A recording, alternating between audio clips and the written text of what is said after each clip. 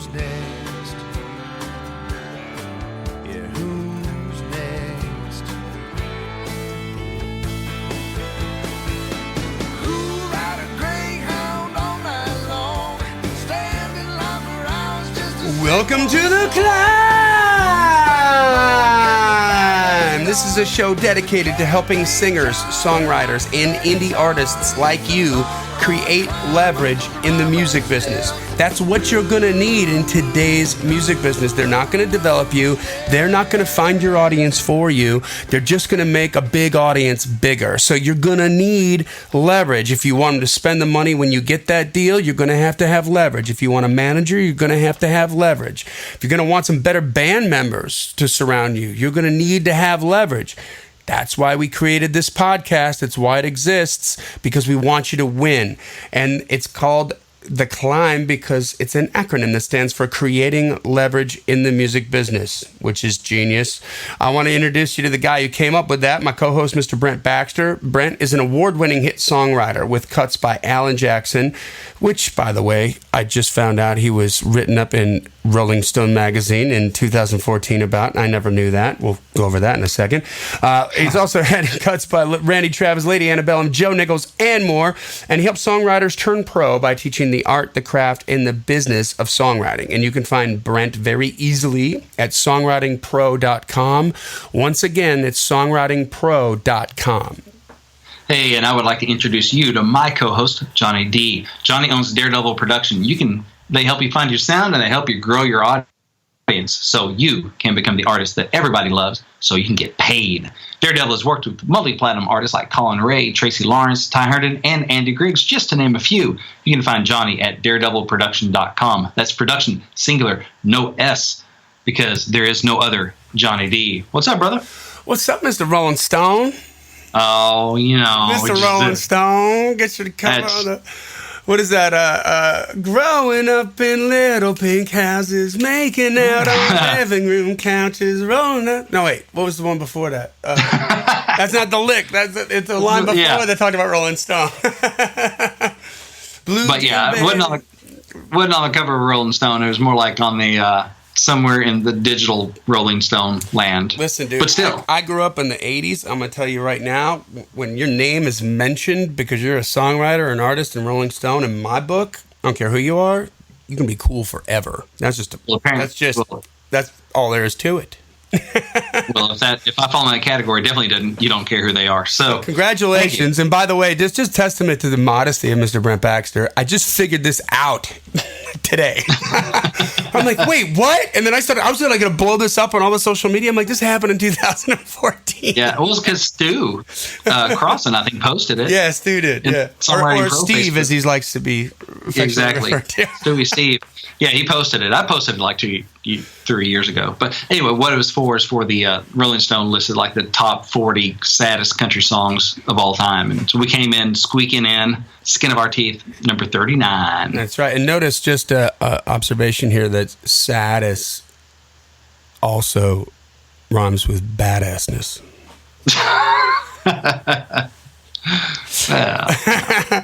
All right, so what do we got going on today? What are we going to learn today? Well, I'll tell you one thing I learned today. You learned about the Rolling Stone thing. Mm-hmm. You know what I learned? What's that? I learned that the mute button on my microphone does not work, and apparently has not worked in quite a while. That's right. We just figured that out before we pressed record on this damn episode. And you're like, hold on a second. Brent's like this. If you can just imagine this, he's like, dude, I gotta try this out. He's like, la la la la la la la la. I'm like, I can hear everything perfectly. He's like, can you hear me now?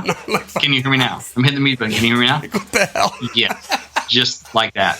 So if you've been listening to the last 4 episodes, we batch these, so we'll record like 4 in a night or something, which is, you can tell which one's the 4th one because that's when we're loopiest. But last time we recorded, I had the whole allergy cough thing going on, and I thought I was being Mr. Stealth and just hit the mute button and cough. You heard every one of them, and I apologize. We all know what the back of your throat sounds like. You ain't ready for this Yeti. So anyway, now knowing that my mute button does not work, it makes me want to cough, even though I haven't coughed in days. And so, your hands are, your hands are full and your nose starts itching. So that's how I feel right now. I want to cough, so I'll apologize now because There's no stopping it. Anyway, other than that, we're going to learn about how to make people want to hear your song, even if they don't know who you are, which is something that might be handy in case you are an unknown aspiring songwriter. How do you get people to actually want to hear it before they've heard it? Can I just interject for a second? Also, if you're an artist, like trying to get your single out there.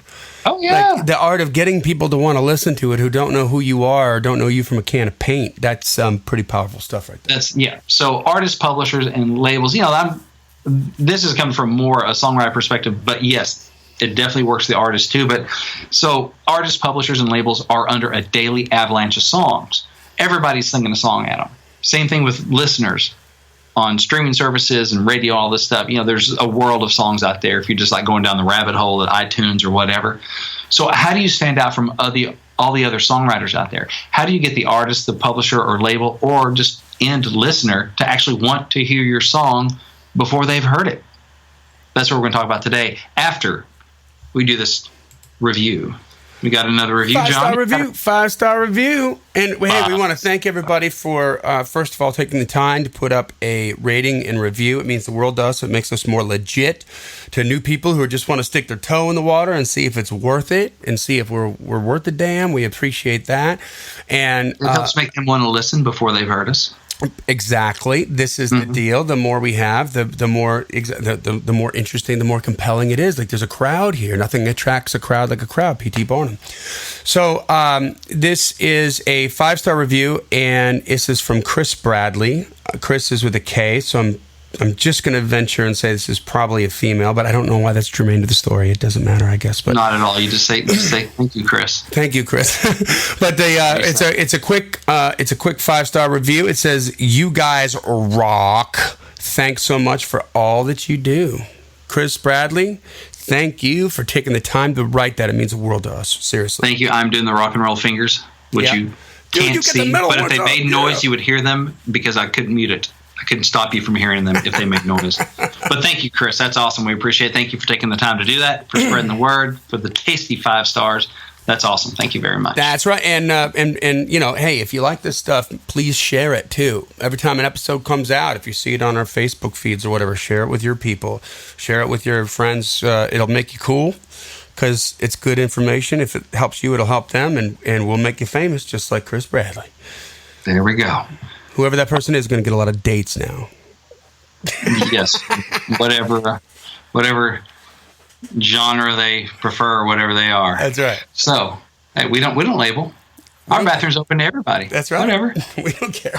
You don't need to have a right sign to walk into our bathroom. Just get in there. Whatever. Take care of business. Chris's and Pat's and they're all welcome. All right, let's move on from that. This can go squirrely quick. All right, so how to get people to want to hear your song before they've heard your song.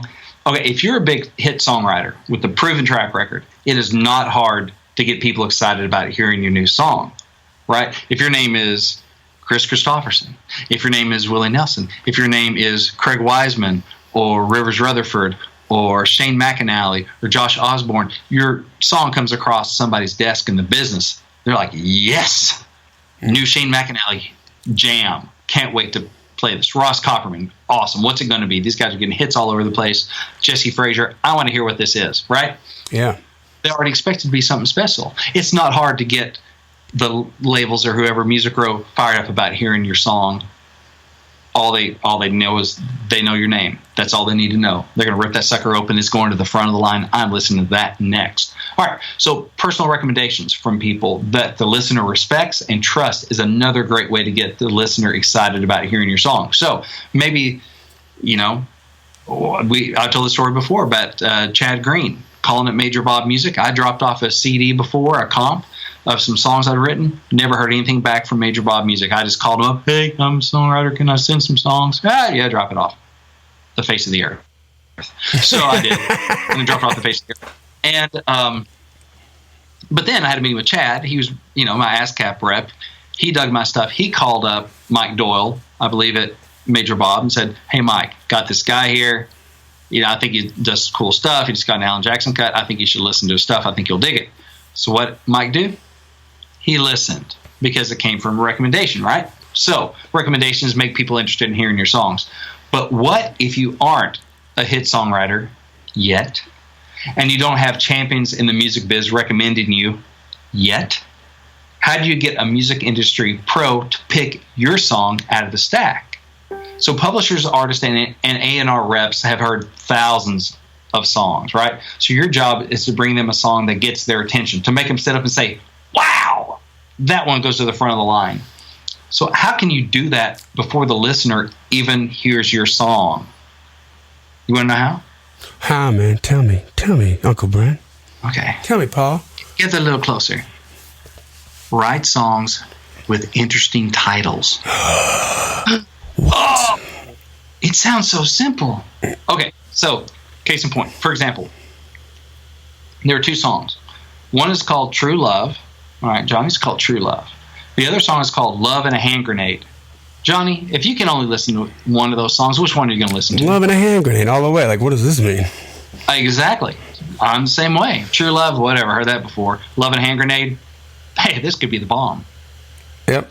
Thank you. So, all right. So, write titles that intrigue people. All right. So, if you can give the music industry listener an interesting title that they haven't heard 100 times, then you increase your odds of being the song picked out of their inbox full of MP3s and links. All right. So, bottom line, a great song title gets your song winning before it's spinning. Mm-hmm. All right. That's kind of my bar there. How to be winning before I'm spinning, right? Before they even listen, I'm already winning because I have an interesting title that makes them want to hear it or bumps it up to the front of the line. Yeah, man. Like on a good title, like just from a producer perspective, I mean, when you see that and you haven't heard the song yet, like you're prepared to love it. You know? So you hope it's good. You hope it's, you want it to win. Like you're just like, oh, please make this. Oh, please live up to that. Yeah, please live up to this title because this is a cool title. Exactly. Oh yeah, I mean, I do that. When I do like the play for publisher thing, if I see a title, coming in, I'm like, ooh, I wonder what that's going to be. Mm-hmm. Usually I'd listen first and then I figure out the title as I go. But yeah, as a producer, and you've seen like when you've worked on like Colin Ray stuff and other stuff where you've done y'all come, send me your songs. Mm-hmm. And you got inbox full of songs. Yeah. Are some of them you're like, I'm going to listen to this because I have to. Yeah. And you're probably more like, yeah. Yeah, give me a little bit more of that perspective because I've never been on that end of it. Yeah, writers or people are throwing out titles, but I haven't had people pitching me songs like that. That's it. Well, especially when you're just think about, okay, so back to that Colin Ray experience. I mean, if you just do the math on 250 songs, which because it was a last minute Hail Mary they threw in our lap that was not planned on, the studio session was already booked, everybody's already, the train is on the tracks, man, and we're not moving it now for the label. And right. and they're like, oh, by the way, we need 2 outside cuts, 1 week to the day before the downbeat. So we had to collect them all. We had to tell everybody about it, give them time to get back to us. So that was on a Monday. By Friday, when we got it, we had 250 songs, and we had to listen to them all. But here's the thing. We had to go through a whole list of songs and pick 15 to 18 that we were going to present to the artist, to Colin. And just going through the first verse and the first chorus, which is usually you're into the first chorus by a minute, right? You hope. You better be, right? And right. And then on a ballad, these were ballads, so the ballad, that first chorus is going to be probably 30 seconds long. It's going to be longer-ish choruses. Mm-hmm. So you're talking about a minute and a half per song. We'll multiply that times 250. I mean, we're looking at 6.5 hours of work after our regular work day that we had to do. And so titles, man, like are going to skew how I feel about it. You know what I mean? Mm-hmm. It's like I'm looking for, because we're going through the drudgery of all this stuff, and it's and we're worried. I mean, we're stressing, right? Because we've got to get this done by Friday night, aka early Saturday morning, so that our meeting that happens in a couple of hours after we got done with the artist can hear the 18 songs that we've chosen from to pick the 2 that he wants to do, so that he can have Sunday to live with them and key them, and then get them back to us Sunday night so that we can do the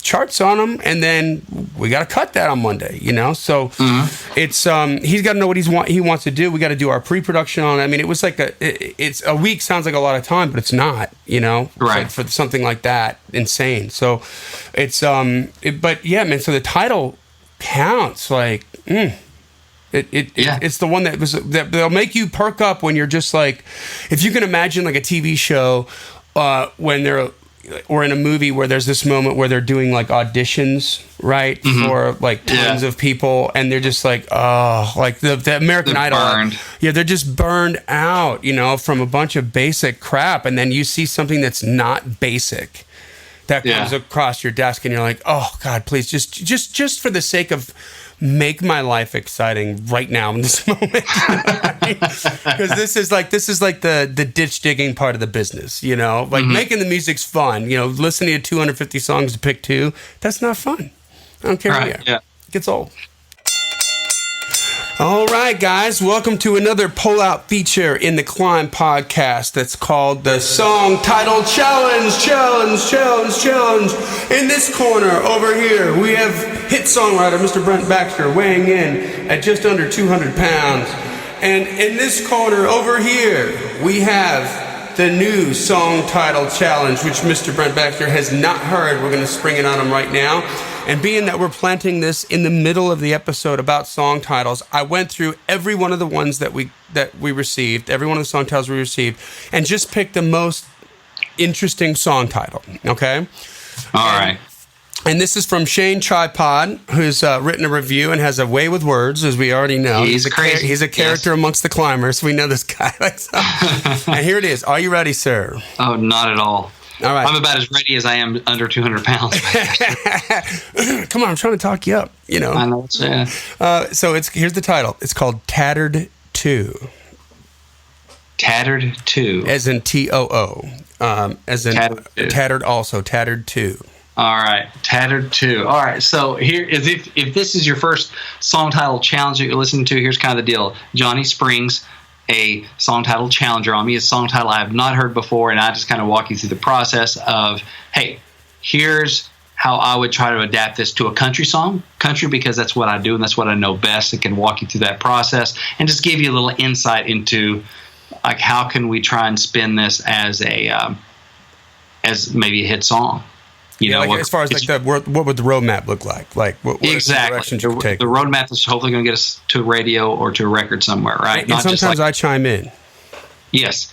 So Tattered 2. So there's a brainstorming thing. I was like, Tattered 2. It almost sounds like tattoo. Yeah. That's the play on words, clearly. Yep. Also, I think of like a flag. That old flag is tattered. This old country's pretty tattered too. All right, you can do that. Ooh, that's hot. Which is, pretty heavy. All right, so that's not, you're getting into politics, you're getting into heaviness. So, man, that's a smaller bullseye. That's not like, woohoo, yeah, but right artist, right kind of thing, that could be something there. Tattered 2. What else is tattered? You could spin that into a military thing too. You could go down that road, this like along your lines. This whole flag is tattered and the veterans are tattered too, kind of a thing. You could make a statement exactly in this country and that sort of thing. Man, yeah, you could do some pretty interesting things with that. I mean, that'd be like a political kind of thing. So let's see here. What else is tattered? Man, sheets. Think of things that can rip and get tattered. So I think of, flags, sheets. I don't know how a sheet would be tattered. A sail, maybe a sailboat after a storm. Shoestrings, yeah. Clothes, old clothes, tattered. Let's see, man. It's an odd word. I don't see that. I'll tell you what. Okay, so can I like what was going through my head is this could be like a dark song, like a sort of mid-tempo dark song about a girl, and you see the tattoo, and I bet she's tattered too. You know what I mean? Like she's got like a tramp stamp or something. She's wearing a little midriff shirt, and do you know what I mean? But it could be like maybe from the perspective of the songwriter, like maybe he's talking himself out of asking that girl out because he knows she's probably, because he's putting all his baggage on her, right? Yeah. Like she's probably had this heartache. She's probably, blah, blah. She's probably tattered too, right? Mm-hmm. Or, you could do it more positive. Like she's got the tattoo and I'm tattered too, and like she's ripping me up, she's tearing me up. There you go. Yeah. It could be in a good way or a bad way. I mean, a good way would be more positive, more commercial. I mean, you can make that funny, it's still too. kind of a negative thing, You can make that funny, too, because, I mean, it's something that we all kind of do, right? Like, we all sort of impose our own baggage onto a situation where we think, well, he would never want to do that. Or, she'll never dance with me because, well, whatever. So you could make it like a overcome, like a almost like a Goliath and David and Goliath kind of thing where she's like so hot but no, she's sour grapes, right? She's tattered too. And you could start it off with the tattoo that sort of gets him thinking, oh man, maybe what does that mean? What does the tattoo mean? Yeah.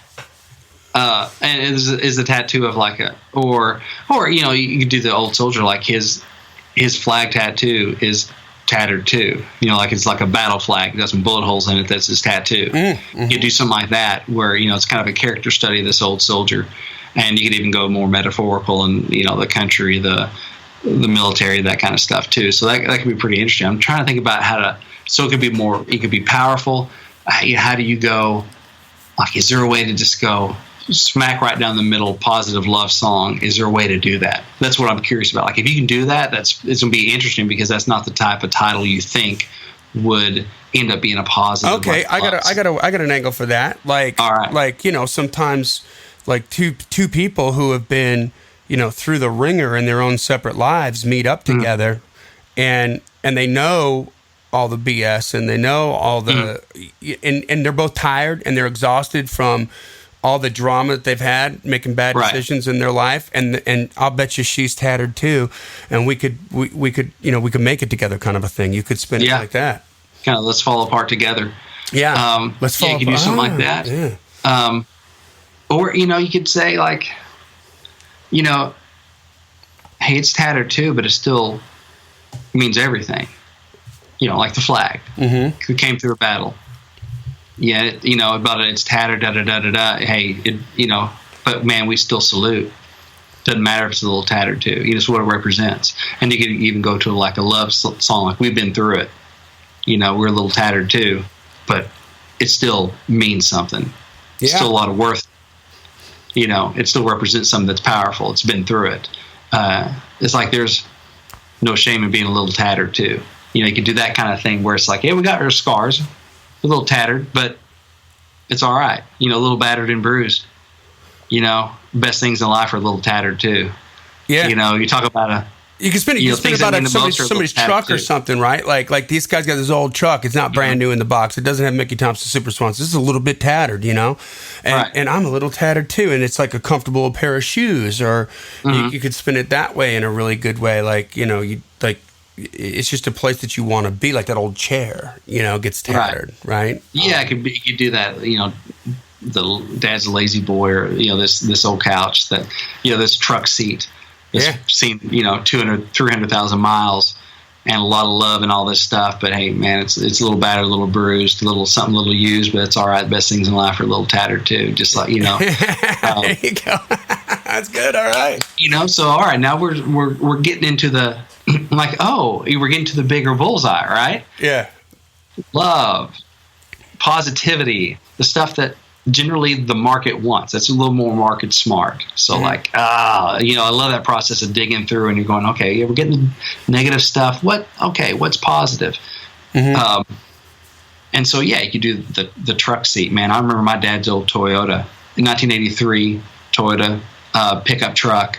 I mean, the driver's seat, he wore it out, literally. Like the springs were sticking through. He had to get like an old church pew, cushion that was thin, like a pillow, and set it in there. So the spring wouldn't go. So the springs wouldn't be sticking him in the butt, And so that thing was all. The seat was tattered, so you could talk about that. You could talk about the flag coming out of a battle, But it was worth it, everything it went through, just like us. Best Things in Life are a little tattered too. You know, man, those are some and good we've been ideas. through our wars, and we're coming through. So yes, that is what I'm sticking a pin in, and that's what I want to go with. So almost like Dierks Bentley's "I Hold On," you know, he does these vignettes. Mm-hmm. So you're doing these pictures, you know, and he talks about the old truck there, but you know, tattered. So I think tattered. I think fabric. Yeah. I think things that rip. I don't think like metal being dented. I think like a flag, truck seats, Leather, yeah. sails, boots. Maybe boots might be a kind of cool Comfortable thing. pair of jeans, dude, like your favorite Jeans. Levi's, man. I used to wear some jeans until they were obscene. Yep. Man. So I bet you I could beat you in that department. Well, you probably can. And the judge. Yeah. Judge saw a suit. Okay, that's good. But anyway, all right. Well, hey guys, that's a good job, Brent. Thank you. I just thought that was a really clever title. So thank you, Shane Tripod, for sending that in. If you would like to send in a song title, it's not a co-write. You own 100% of the song. We just kind of riff for a second. Mostly Brent. When I say we, I mean the royal we, as in Brent.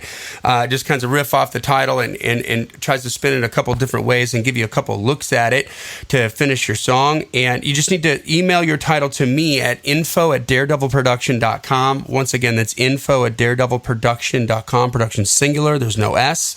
And I'll put it in the list, and we'll filter through them, and every episode of Brent, we're gonna pull that out and have some fun with it. So yeah, and also, you know, and this is also a little like stick behind the curtain. If you want to do a coaching session, you know, I do one-on-one coaching. We do it over, you know, phone, over internet, like Skype or Zoom or something. And that's one thing I do with people. They go like, I got this idea. I'm not sure what to do with it. Or I got this title. And we dig into it just like we did here. If that's something you're interested in, you can sign up to get more information at songwritingpro.com/coaching. When I have some spots open up, you can sign up on an interest list to let you know when I got some spots open up. But it's kind of like this, back and forth. You can run titles by me. You can run first drafts of songs. You can just ask me questions about whatever. But that's something I do from time to time, some of that coaching. So if that's something you're interested in, hey, songwritingpro.com/coaching. get in the room with Brent. There you go. All right, back to the show now. So it's I heard this interview. This guy that wrote this book recently. It's called Persuasion. And Persuasion. So I think it's Robert Cialdini. It's his new book. Okay. So some of you'd probably be interested in. But anyway, but it's called Persuasion. Like how, and it's not about the music business and stuff. But I think about this. You have a great title. It's Persuasion. You're already persuading them to like their song pre-hearing it. Yeah. You're setting them up, right? Mm-hmm. You're getting them on your team. So that's like, you're going through that list and you see something with a really interesting title like Love is a Machine, and you're starting to be persuaded. Mm-hmm. You know, that before he cheats. Before he cheats. You're like, what does that mean? What's that story going to be like? Yeah, because I think about some titles that, you know, you maybe heard the title before you heard the single and you were interested, like The House That Built Me. Yeah. I was already like, oh, man. Monday morning church, because I know you're not going to say it, but it's true. Like Monday morning church, dude.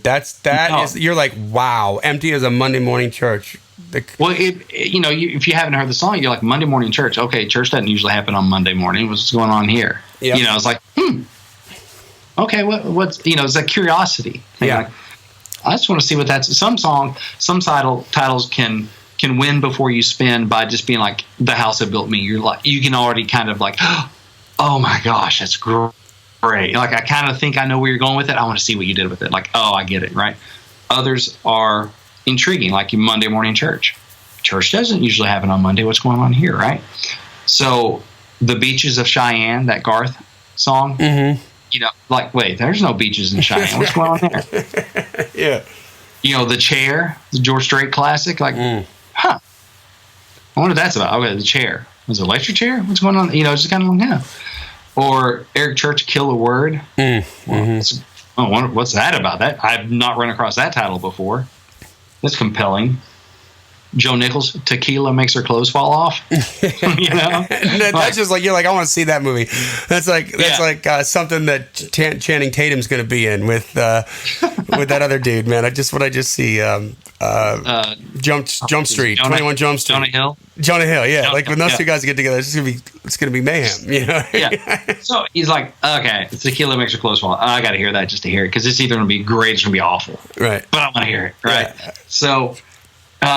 And so I want to encourage you guys, and definitely that happened with me in Monday Morning Church, but I want to encourage you guys to dig deeper. So don't just stop at the same old title. Your song might still be great. I mean, there's some great songs with some like yawn titles, right? Mm-hmm. But if your song is one of those, people might never know it because they're not going to hear it, because it's never going to rise to the top of the stack. Bottom line, most publishers and our people they have more songs thrown at them than they have time to listen to. Yeah. So what are they going to gravitate toward? They're going to gravitate toward the big hit writers, right? The name makes it, no matter what the title is. I mean, I don't know. Shane McAnally can throw Blake Shelton a song called Dog Food. He's going to be like, I'm in. I want to hear it, right? Because he's proving it, right? Oh, this is going to be good. It's Dog Food. I can't wait to hear what he's done with this. Or a song called Love, right? Or the recommendations, like the plugger send or the A&R rep, the producer's going to hear some songs, I've curated for you, They're going to listen to that stuff. But if you don't have one of those things going for you, then it starts going like, okay, let's pick Love and a Hand Grenade and The House That Built Me and whatever, these other interesting titles. And your song may never get heard, even though it might be brilliant. Tough.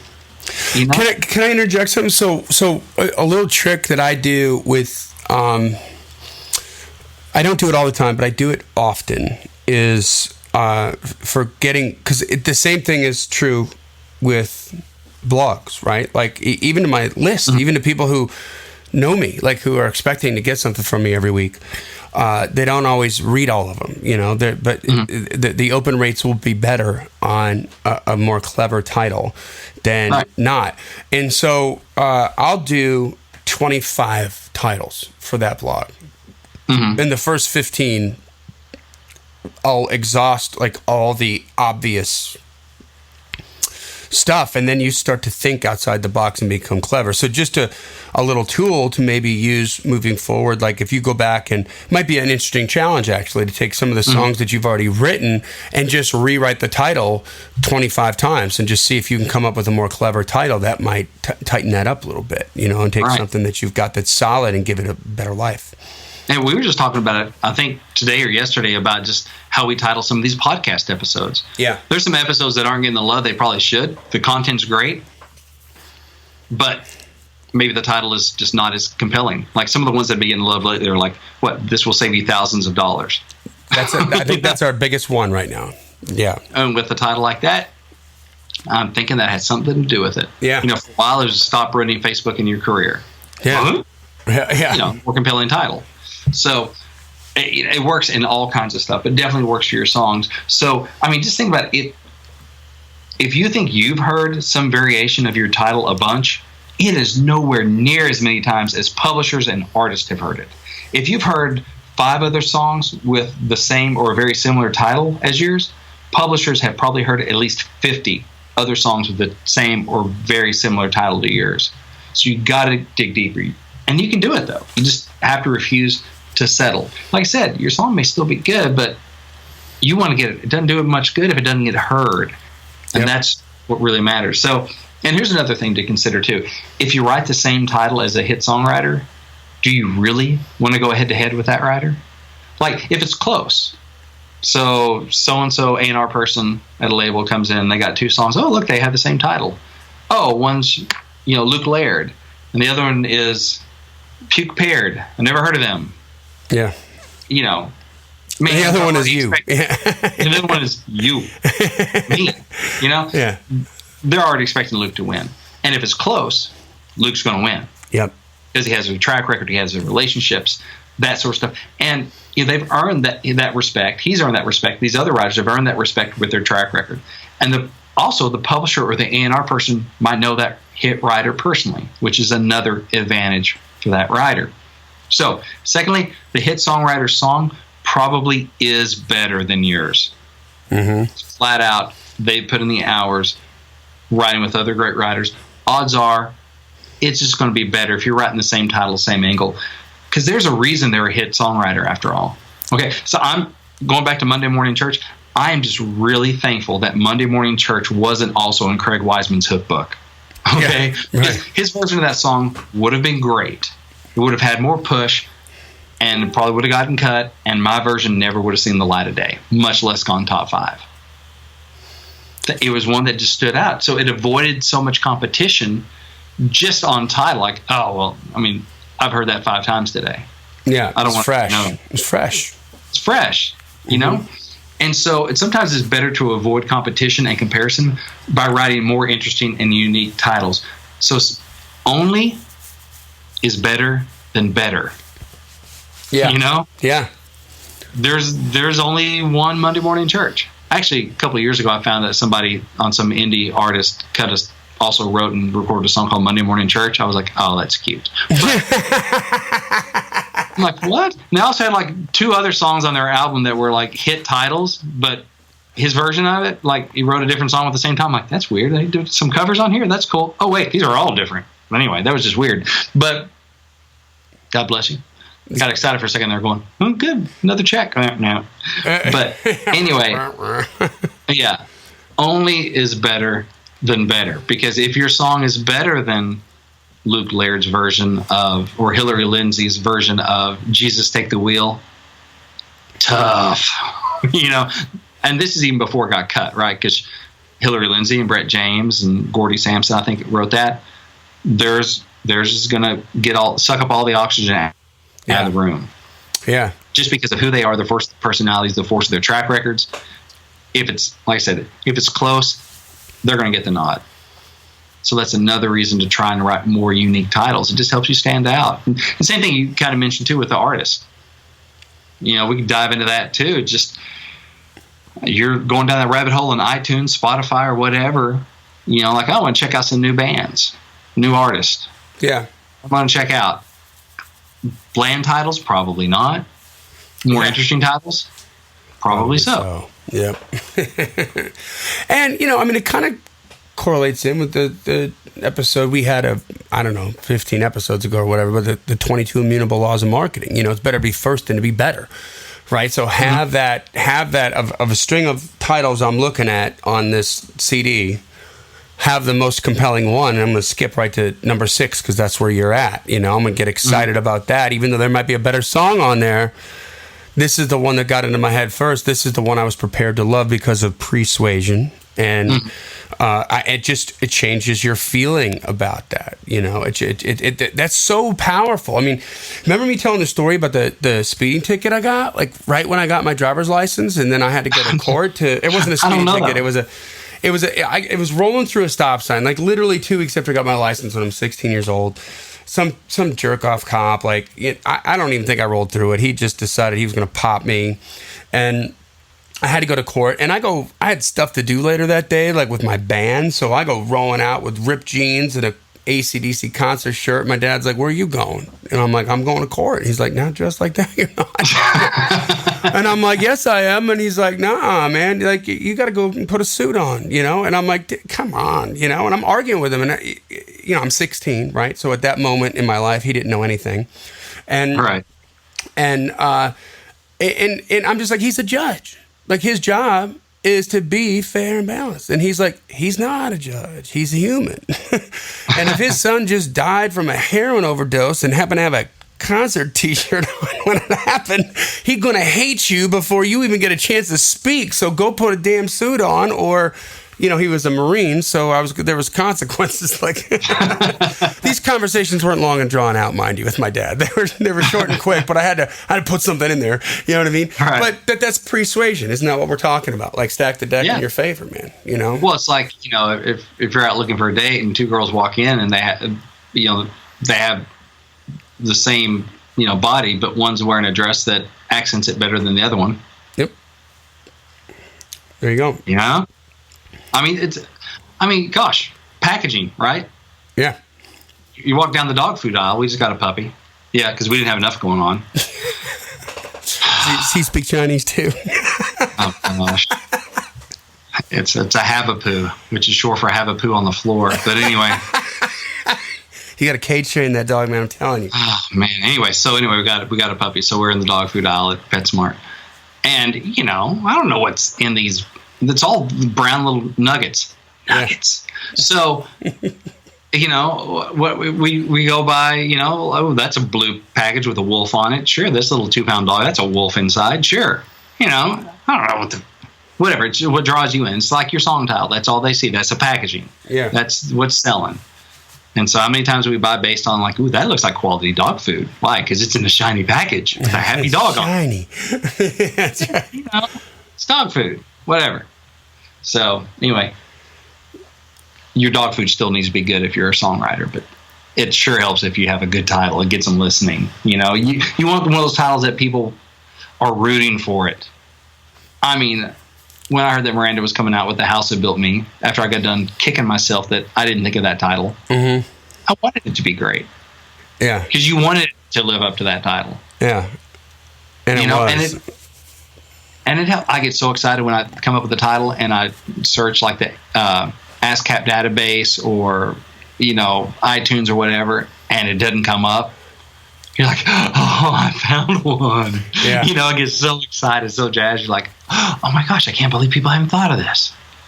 This is great. Yeah. This can be different. This can stand out. They're not going to have 85 of these maybe on hold. This could be the one. So that's pretty much what I want to talk about. Just to dig deeper, try to find a more interesting title. That doesn't mean title your song some obscure phrase out of the second verse, because then that's Led Zeppelin. Yeah, don't do that. You're not Led Zeppelin. Yeah. You're not even Jed Zeppelin, okay? So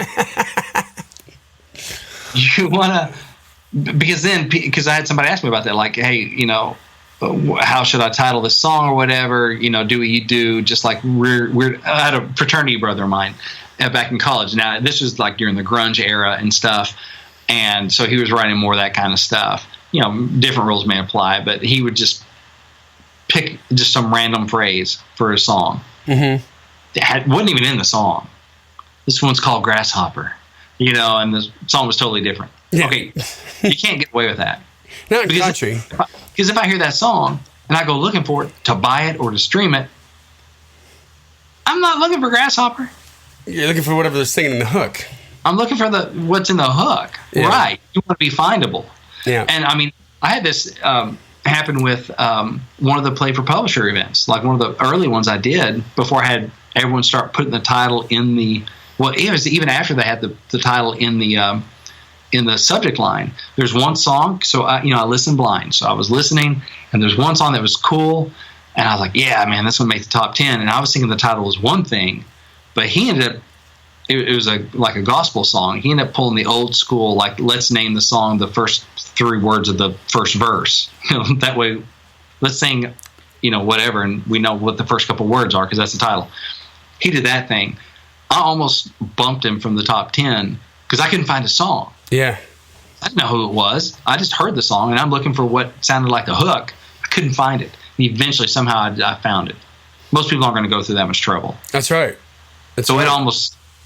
cost him a chance, meeting with a publisher because I couldn't find a song. I liked it. Wasn't looking for what he titled it. I was looking for what the hook was. So don't go out of your way just like, oh, this is an interesting phrase somewhere out of that. No. You want to be findable. You give your song an interesting title, then actually write to that title. There you go. So we know what we're looking for. So anyway, that's what I had tonight. So all right. So that's not it though. What else you got? Oh, I have a gift. It's not even Christmas yet, and I got a gift for you. All right. So, if you want to go and have a free ebook, it's called "Think Like a Pro Songwriter." It just gives some of the mindsets, some of the tricks. That it lists 10 ways to get on a music publisher's radar. Other things like how do pro songwriters know who's looking for songs, that kind of stuff. So it's a lot of helpful information, and it is free. It's my gift to you. You just go to giftfrombrent.com. It's gift from Brent, BRENT.com, and you can just tell me where to send it. I'll email it right out to you. You can have it. It's yours to keep. It's a little PDF download, helpful information, and also get you on the Songwriting Pro insiders list so you know about cool stuff we got going on and the blog and all that good stuff. So yeah, giftfrombrent.com. Just go check it out. Fantastic. So that brings us to the end of another killer the C.L.I.M.B episode. And if you like this stuff, once again, share it. It'll make you cool. And take 20 seconds. Leave a rating and review. It doesn't take that long, but it means the world to new people, because they need to know that it's legit, that it's cool.